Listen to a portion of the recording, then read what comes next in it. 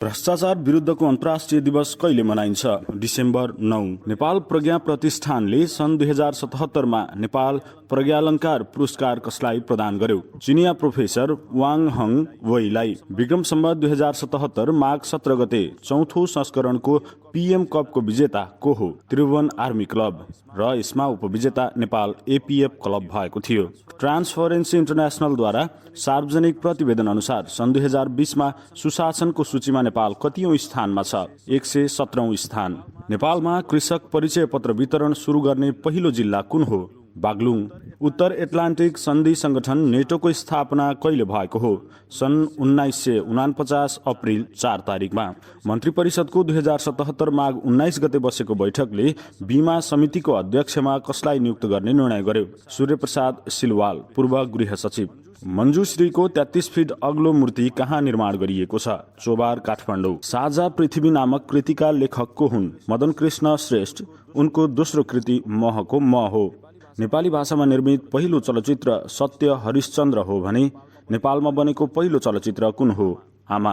आसियानको 37औं शिखर सम्मेलन कहिले र कहाँ सम्पन्न भएको हो? सन् 2020 नोभेम्बर 11 देखि 15 मा भियतनाममा भएको हो। विश्वका उदयमान अर्थतन्त्र भएका राष्ट्रहरूको समूह ब्रिक्सको 12औं सम्मेलन कहिले र कहाँ सम्पन्न भएको हो? सन् 2020 नोभेम्बर 17 मा रुसमा सम्पन्न भएको हो।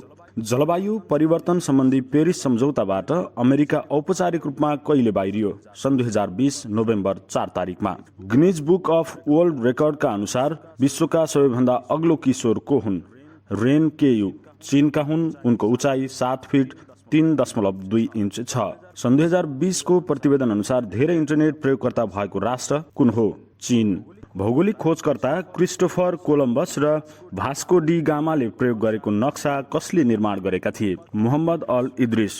अरब राष्ट्रहरूबीच आर्थिक, सामाजिक तथा राजनीतिक सम्बन्ध विकास गर्ने उद्देश्यले अरब लीगको स्थापना कहिले भएको हो?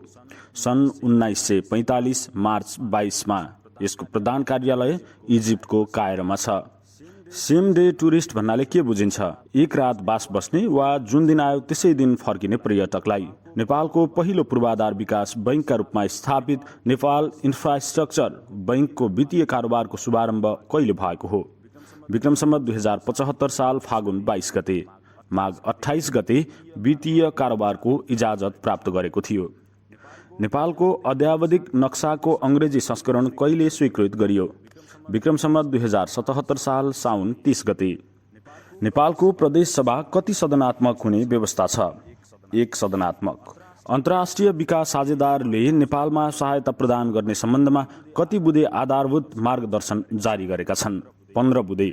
नेपालको वर्तमान संविधान अनुसार राज्यको कार्यपालिका, व्यवस्थापिका र न्यायपालिका सम्बन्धी अधिकार एवं अविशिष्ट अधिकार समेतलाई के भनिन्छ? राज्य शक्ति। चीन सरकारले उत्तरी ध्रुवको आसपास एउटा समुद्री मार्ग निर्माणको घोषणा कहिले गरेको थियो? सन् 2018 जनवरी 26 तारिक। सार्कद्वारा कुन अवधिलाई अन्तर्राष्ट्रिय सम्पर्क दशकका रूपमा मनाइएको छ? सन् 2010 देखि सन् 2020 सम्म। साहित्य लोकहितमा सिर्जित कलापूर्ण विषय एवं स्रष्टाको स्वच्छ हृदयबाट प्रस्फुटित प्रभावकारी चिन्तन हो भन्ने साहित्यकार को हुन्? घट्टराज भट्टराई। नेपालमा सबैभन्दा बढी ओडा भएको स्थानीय तह कुन हो? पोखरा महानगरपालिका 33 ओडा। त्यसैगरी काठमाडौँ महानगरपालिकामा 32 ओडा रहेका छन्। क्युबाका पूर्व राष्ट्रपति फिडेल क्यास्ट्रोको जीवनमा आधारित भएर लेखिएको पुस्तक कुन हो? Guerrilla of time. Vikram Samvat 2077 साल पुस 28 मा आयोजित अवार्ड कार्यक्रममा वर्षका उत्कृष्ट खेलाडी घोषित हुन सफल खेलाडी को हुन्? पुरुषतर्फ मण्डेकाजी श्रेष्ठ, महिलातर्फ गौरीका सिंह। दोस्रो पटक महाभियोग सामना गर्ने पहिलो अमेरिकी राष्ट्रपति को हुन्? Donald Trump. राष्ट्रिय गौरवको आयोजना मध्य पहाडी लोकमार्गको सबैभन्दा लामो भाग कुन जिल्लामा पर्छ? बागलुङ जिल्ला 137 किलोमिटर। नेपाल आयल निगम लिमिटेडको स्थापना कहिले भएको हो? विक्रम सम्वत 2027 साल पुस 26 गते। विक्रम सम्वत 2077 साल माघ 1 मा मनाइएको योग दिवसको नारा के थियो? गरौँ योग डटेर, कोभिड जान्छ हटेर। अन्तर्राष्ट्रिय भन्सार दिवस कहिले मनाइन्छ? जनवरी 26 तारिक।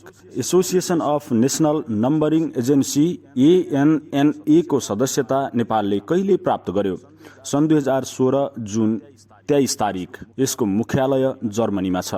भारतले कोरोना विरुद्धको खोप अभियान कहिले सुरु गर्यो? सन् 2021 जनवरी 16 तारिक। सामान्यतया ओजन तह वायुमण्डलको कति उचाइमा रहेको हुन्छ? 25 देखि 40 किलोमिटर। IUCN ले लोप र दुर्लभ हुन लागेका जीवहरूलाई कति भागमा विभाजन गरेको छ? 5 भाग। साइटिस स्थापनाको उद्देश्य के हो?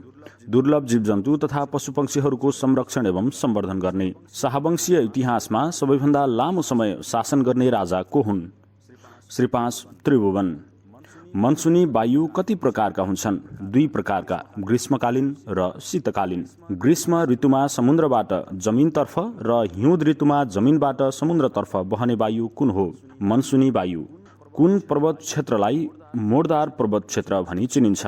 महाभारत पर्वत। बागलुङको रामरेखादेखि पर्वतको पाङ जोड्ने सिंगल स्पान झोलुङ्गे पुलको लम्बाइ कति छ? 567 मिटर। सबैभन्दा लामो दोधारा चाँदनी, जसको 1452.96 मिटर लम्बाइ रहेको छ।